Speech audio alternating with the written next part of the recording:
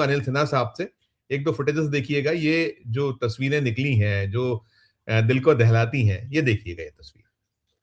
Media के सामने कराते हैं, इन्वेस्टिगेशन आप मीडिया के सामने कराते हैं, आप ट्रायल मीडिया करता है। एक पुलिस वाला बोल रही है सर, मैं ये नहीं कह रहा, मैंने एफआईआर ट्रायल यहाँ सर एक क्योंकि आप जो कर रहे हैं, मैं कुछ नहीं कर रहा, मैं आपको बोल रहा हूँ इन्वेस्टिगेशन में आपके ऊपर एफआईआर दर्ज है, आप 3 बंदों को अगवा करके ले जा रहे हैं, ठीक है, तो ज्वाइन करिए इन्वेस्टिगेशन। मैं आपको इतनी सी बात बोल रहा हूँ, नहीं तो हम करवाएंगे, आपको करना तो पड़ेगा, आपको इन्वेस्टिगेशन ज्वाइन करनी पड़ेगी, बस इतनी सी बात है। अब मैं एक बात बोल लूं, अब सुनिए, मेरी एफआईआर है इस तारीख की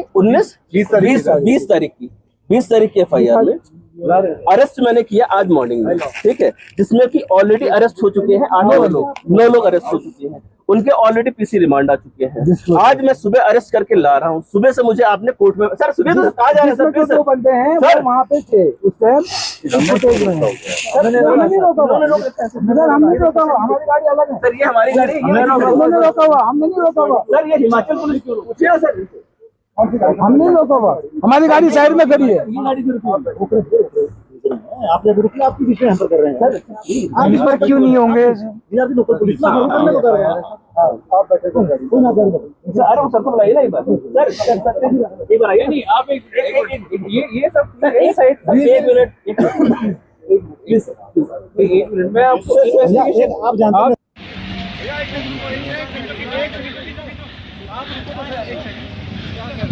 सर, हमें जाने दीजिए। तो ये नया जो हाई वोल्टेज ड्रामा हम जिसे कह सकते हैं, शिमला हिमाचल पुलिस और दिल्ली पुलिस के बीच में, ये आपको बता रहे हैं। और 8-11 बजे की एफआईआर की सर हमने, 8 बजे मेरी जांच रोक रहे हैं सर,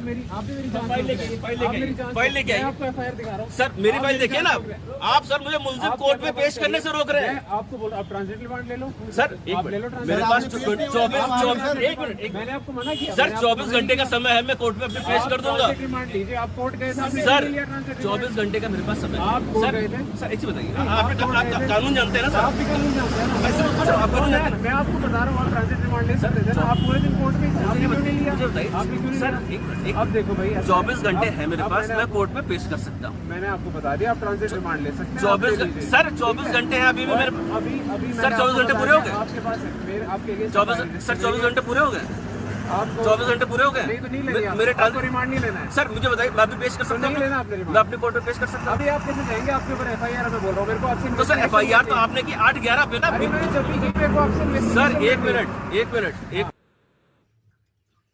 अरे सर, इससे ज्यादा दिखाने की जरूरत नहीं है, ये आपने दृश्य देखा भी और आपसे भिग भी है।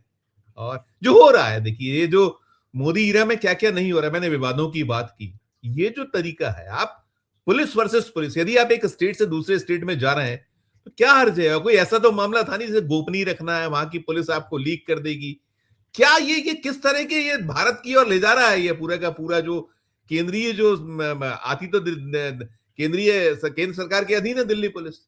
क्या है ये सीन? Unmute sir, unmute. ये देखिए, एडमिनिस्ट्रेटिव कोलैप्स, फेडरल जो स्ट्रक्चर है उसके मुताबिक आपको जो भी जहां भी आपको जो पुलिस उसका ये पूरा उनके एनआईए छोड़ के, एनआईए को ये पावर है वो इंटर स्टेट अरेस्ट वगैरह का, लेकिन उसमें भी उसको जो उसकी अपनी पुलिस नहीं होती है, उसको भी जो लोकल पुलिस है उसकी मदद लेनी होती है। लेकिन जो लोकल दिल्ली पुलिस है उसको तो ये राइट है ही नहीं। आपको किसी भी स्टेट में आप जाएंगे, आप बताएंगे उनको कि इनके खिलाफ ये है और वो लोग उनको इन्फॉर्म करेंगे, उनके कोऑपरेशन से ही आप ला सकते हैं। दूसरा है कि दिल्ली पुलिस को कैसे इंटर स्टेट अफेयर्स में एक्ट करना है, इसमें दिल्ली पुलिस हाई कोर्ट ने एक गाइडलाइंस दिया हुआ है। वो गाइडलाइंस वही है जो कि पुराना है पहले से, कि आप किसी स्टेट में जाएंगे, वहां का जो किसी स्टेट में जिस जगह जाएंगे उस स्टेट के उस थाने के जुरिस्डिक्शन के प्रभारी को, वहां के डिस्ट्रिक्ट को, उसको इन्फॉर्म करेंगे, उसके बाद उनके सहयोग से आप लाएंगे। ये गाइडलाइंस ऑलरेडी हाई कोर्ट ने भी किया हुआ है और पुराना नॉर्म भी है और कानूनी भी है क्योंकि वो जुरिस्डिक्शन उनके खिलाफ में है। यहाँ तक कि जो लोकल पुलिस, जैसे एक ही हरियाणा पुलिस है या हिमाचल प्रदेश पुलिस या दिल्ली पुलिस भी या बिहार पुलिस, कोई भी पुलिस हो, अगर दूसरे के थाना क्षेत्र में अगर कोई घटना घटी है तो उनके सहयोग से ही वो उनको कर सकते हैं, वहां जाकर के वो नहीं उनको उठा सकते हैं। एक डिस्ट्रिक्ट में दूसरे थाना क्षेत्र में बोल देता है आप जाएंगे, बोलेगा कि हमारे इलाके का नहीं है, एफआईआर दूसरे इलाके में, चूंकि बॉडी पाई गई फालना, क्राइम का भी नहीं, क्राइम करके अगर कोई डाल दिया कहीं तो वहां उस थाने में आपको एफआईआर करना होगा, फिर इस थाने में, मतलब उसका एक नॉर्म है कि जुरिस्डिक्शन का। अब ये क्या है, ये फेडरल स्ट्रक्चर को कोई भी जो भी इंडिया में नॉर्म है उसको, नॉर्म और जो कानूनी व्यवस्था है उसको तोड़ ताड़ के रख दिया है। अब अभी क्या हुआ आपने देखा, पहले भी आप देख चुके हैं, सीबीआई जो है, सीबीआई दिल्ली पुलिस एक्ट के अंतर्गत बनी हुई संस्था है। उसमें सीबीआई के हेडक्वार्टर पे, आलोक वर्मा वाला आपको याद होगा, उस पे मिडनाइट में पुलिस के जरिए छापा मारा सीबीआई का। अब आप बोलिए, ये पहला था। अब उस समय तो ऐसी हालत थी कि कोई बोलने का कोई असर ही नहीं होता था, और अब तो आप आजादी भी है, उस समय तो पूरा का पूरा उन्होंने कंट्रोल में ले लिया था पूरी व्यवस्था को। अब वहां पे सीबीआई के जो हेड है, मतलब जो बॉस है, उसको उसके ऑफिस पे छापा मारा ये, और उसके घर की तलाशी ली, बाद में घर पर भी उसको एक तरह से हाउस अरेस्ट टाइप से किया। तो ये क्या चल रहा है, ये कोई कानून वानून नहीं है। ये देखिए, कानून एनार्की क्रिएट किया है इन्होंने, और यही हुआ वहां हिमाचल प्रदेश के मामले में। अब वो वहां, अच्छा, अब लोग कहे ना शुरू किए, करे ये तो हिमाचल प्रदेश की पुलिस ने ये किया, क्या कहते हैं, पॉलिटिकली एक्ट किया। ये गलत आरोप है। आप पॉलिटिसाइज कर रहे हो पुलिस को, तो हिमाचल प्रदेश की पुलिस पॉलिटिकल क्यों नहीं बनेगी? बनना ही होगा। इन्होंने पॉलिटिकली, अभी बताइए कि एआई समिट में जो है मामला, वो क्रिमिनलाइज कर रहा है, प्रोटेस्ट को अपराध बता रहा है, और उसके लिए नाटक कर रहा है, हर जगह जाके गिरफ्तारी कर रहा है। उसके ये जो आदमी प्रेजेंट नहीं है उसको मास्टर माइंड क्या क्या अंत संत जो है आरोप लगा रहा है। तो पॉलिटिकल तो आपने पुलिस को किया, दिल्ली पुलिस को पॉलिटिसाइज किया। अब हिमाचल प्रदेश में, अगर हिमाचल प्रदेश की गवर्नमेंट अगर उसका काउंटर करती है पॉलिटिकल ढंग से, जब आपने पुलिस को पॉलिटिसाइज कर दिया है, पॉलिटिकल बना दिया है, तो फिर आप हिमाचल प्रदेश की पुलिस को भी यही करना चाहिए। पॉलिटिक्स का तो जवाब पॉलिटिक्स से ही देगा ना भाई। अब जब आप इस्तेमाल कर रहे हो इसका, क्या कहते हैं, ये पुलिस का पॉलिटिकल, तो उसका जवाब भी पॉलिटिकल होगा। और सही किया हिमाचल प्रदेश गवर्नमेंट ने, मैं पूरी तरह उसके साथ हूं।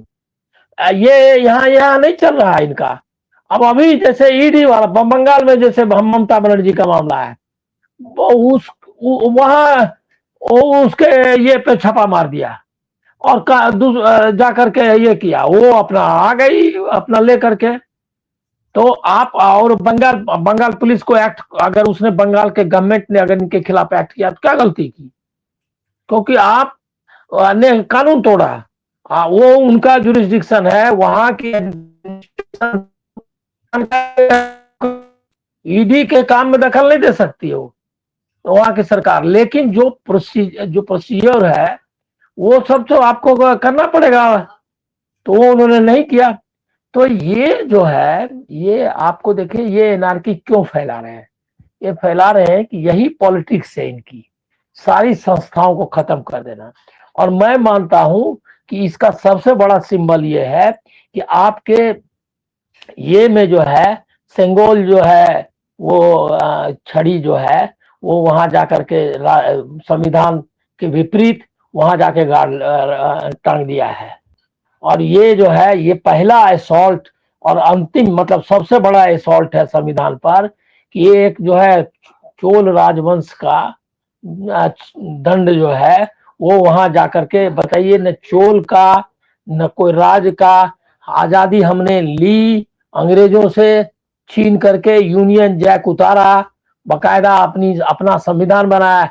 वर्ल्ड में पहला कंट्री है जिसने कहा कि ये संविधान हम अपने आप को लेते हैं, किसी ने दिया नहीं है। कहा कि we the people of India, वो पहला अवार्ड है, वो हम एडॉप्ट संविधान लिया है।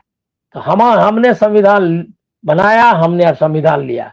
यहाँ राजदंड कहाँ से आ गया? तो ये जो भी संविधान है उसको तहस नहस करना चाहते हैं।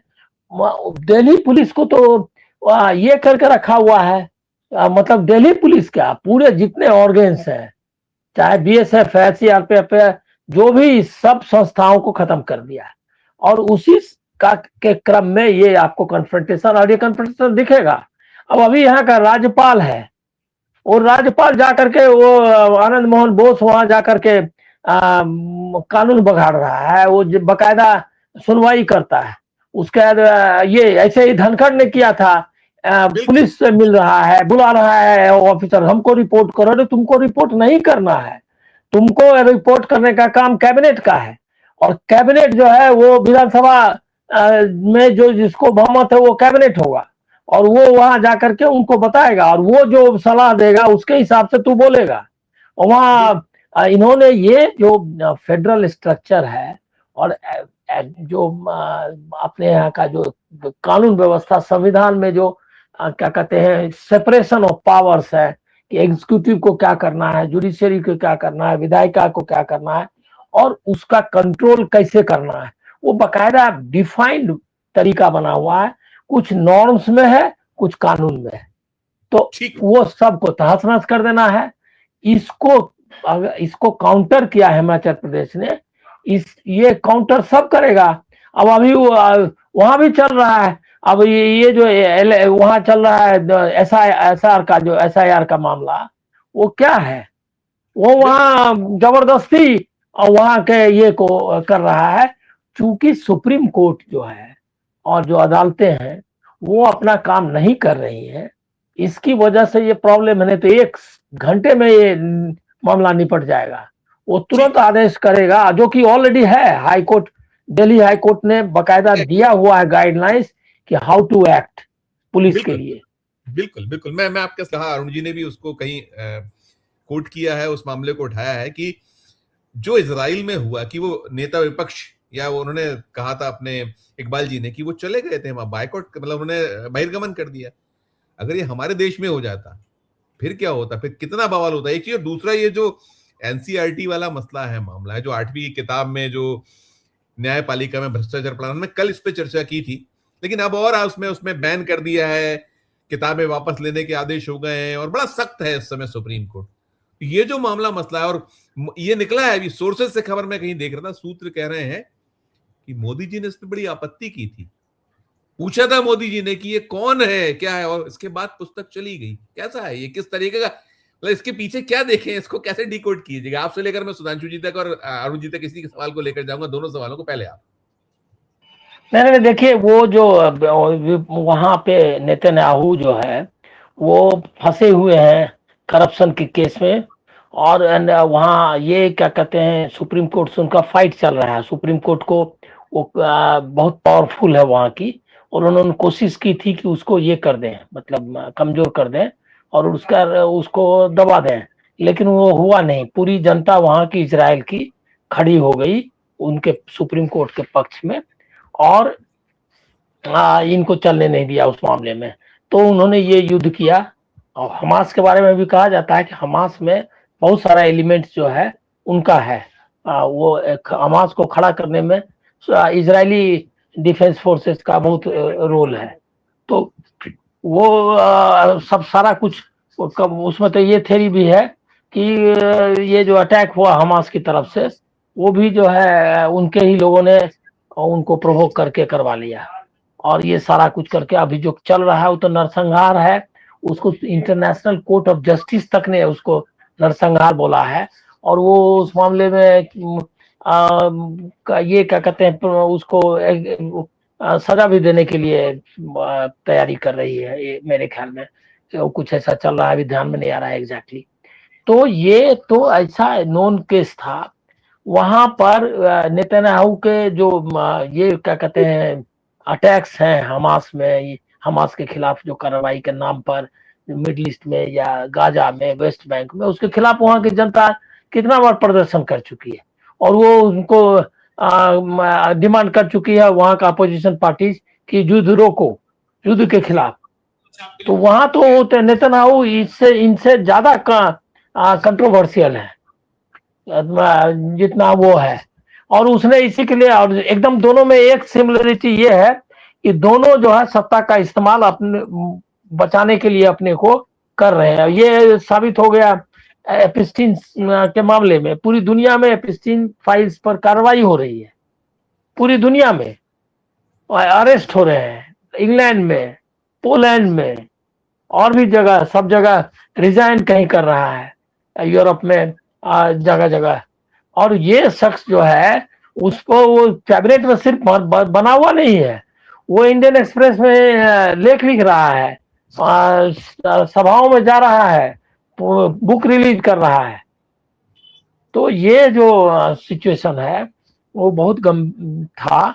वहाँ उस मामले में उन्होंने पूरी जो देश की जो 1937 से जो वो भी नहीं, उससे पहले 1919 से हमारी पॉलिसी रही जो यहूदियों को फिलिस्तीन में बसाने के खिलाफ कांग्रेस और भारत की नीति रही। और बाद में उन्होंने 2 स्टेट थ्योरी पर अभी कहा कि भाई दोनों स्टेट को अलग करो, फिलिस्तीनी राज्य बनाओ और ये उन्हीं की जगह है जिसमें तुम लोग आए हो, ये हमारा पुराना स्टैंड है। और लगा वो सब किस्सा आप जानते ही हैं, इजराइल को रिकॉग्नाइज किया इन्होंने बोला, लेकिन यहाँ बना नहीं। उनका डिप्लोमेटिक संबंध 90s में 92 में आकर के शुरू हुआ और वो बहुत लोअर लेवल में, कोई प्रधानमंत्री नहीं गया था, ये पहला प्रधानमंत्री वहां गए। तो ये सारा खेल है। एक आरएसएस के को इजराइल के प्रति एक पुरानी मोहब्बत है, लेकिन इस मोहब्बत में अटल बिहारी वाजपेयी ने देश की जो विदेश नीति है उसको पेच नहीं दिया ना। अटल बिहारी वाजपेयी ने नहीं ये पॉलिसी अख्तियार की जो आरएसएस जिस तरह से मानता है इजराइल के साथ संबंध बनाना चाहता है। तो ये इन्होंने पूरा कंट्री को, और अभी जाने का कोई तुक नहीं था, अभी कोई ऐसा इंटरनेशनल सिचुएशन नहीं है। अभी ईरान पर हमला करने वाला है यूएस, पूरा मिडिल ईस्ट पे कब में रीपोलराइजेशन होगा, रीअलाइनमेंट होने वाला है, पूरा वर्ल्ड ऑर्डर तहस नहस कर दिया है ट्रंप ने। ऐसे समय में आप ये बताने के लिए ट्रंप को कि हम जो है कुछ भी कर सकते हैं आपके की खुशी के लिए, जो ट्रंप ने कहा था वो एक से ही एकदम वो उसका दावा कोई गलत नहीं है। हमको खुश करने के लिए कुछ भी कर सकता है मोदी, और नहीं अगर किया तो उसने धमकी भी दे दी कि इसका पॉलिटिकल कैरियर खत्म कर दूंगा। तो वो वही कर रहे हैं। वो पूरा इज्जत जो देश की एक नरसंहार का दोषी अपराधी के साथ गले मिलना, एक इजराइल जो कि पूरी दुनिया में अभी एक टेररिस्ट स्टेट है, वो जी हर जगह जो है उसके साथ खड़े होना और वहां जाकर के बोलना कि भारत और उनकी आइडियोलॉजी एक है और हम अतीत से लेकर के अब तक कौन सा ऐसा यहूदी धर्म और हिंदू धर्म के बीच में कौन ऐसा संपर्क और ये रहा। वही हिंदुस्तान में आए यहूदी, कुछ नहीं, हिंदुस्तान में तो यहूदी क्या दुनिया का कोई भी सेक्ट जो है, कोई भी, मतलब मैं आपको बोल रहा हूँ इवन जो ग्रीक्स हैं वो भी इंडिया में आकर के रहे। और उसका यहूदी कौन ऐसा दुनिया का, इथोपिया का, अबिसिनिया का, सब लोग अफ्रीका, पूरी दुनिया के लोग यहाँ आते रहे। तो इसमें ये थोड़ा ही कोई हमारा ये है जिससे संबंध हुआ है, वो इस्लाम सबसे ज्यादा और क्रिश्चियनिटी से हमारा हुआ है, पारसी है, इन लोगों से हमारा जो रिलीजियस रिलेशनशिप है। यहूदी धर्म का कोई प्रभाव नहीं हिंदुस्तान में है, इन झूठ झाट जो है बोलने के लिए तो स्वतंत्र है। तो एक तो ये हुआ। दूसरा है कि एनसीईआरटी वाला जो मामला आप बता रहे थे, एनसीईआरटी के मामले में ऐसा है कि एनसीईआरटी में ये अब सुप्रीम कोर्ट को आत्ममंथन की जरूरत है, आत्ममंथन की जरूरत है कि उनके ही शाह पे ये यहाँ तक पहुंच गया कि उसने सुप्रीम कोर्ट मतलब अदालतों को भी बता दिया कि करप्शन का मामला है। ये किस हर इंस्टीट्यूशन को बदनाम करके उसको खत्म करना, ये जो चल रहा था जिसको कि सुप्रीम कोर्ट ने मदद की, बिल्कुल उनके बिल्कुल। एजेंडा को चलने दिया। अब जब उन पे आया तो उन्होंने कड़ी कार्रवाई की, और अभी तक उनको नाम नहीं बताया कि किसने ये लिखा। बोला हम उसको ये कर दिए हैं, क्या कहते हैं, अब वो नहीं लिखने देंगे, कभी उसको बार कर दिए, सब दिन के लिए उसको बैन किया हमने लिखने के लिए। लोगों पूछ रहा है कि ऑथर कौन है, मतलब उसके खिलाफ जो है कार्रवाई करना चाहती है सुप्रीम कोर्ट का, चाहती है कि करे। तो ये जो अंतर मतलब है, ये एक बड़ा मामला है। देखे तुरंत एजुकेशन मिनिस्ट्री ने उनके हाथ ये में क्या कहते हैं सरेंडर किया, क्योंकि इसमें कुछ उपाय नहीं था। एनसीईआरटी ने भी माफी मांगी और सरेंडर किया, लेकिन किताब भी बैन हो गया। लेकिन ये लेट और बहुत ही सेलेक्टिव ये है सुप्रीम कोर्ट का। सुप्रीम कोर्ट अगर इनको इंस्टीट्यूशंस को बचाए रखने के लिए अगर बाध्य करती, तो अभी सुप्रीम कोर्ट तक इनके हाथ नहीं पहुंचते।